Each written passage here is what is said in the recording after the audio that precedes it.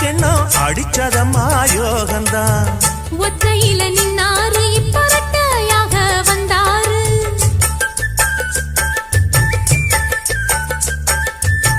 சக்தியுள்ள அண்ணாரு அவ ஜாதகம் போல வேறாரு.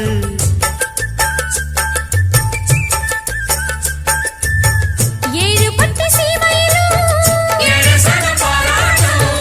வாழ என உங்க வம்சம் அன்பானது பண்பானது ஒண்ணானது கொண்டாட்டம்.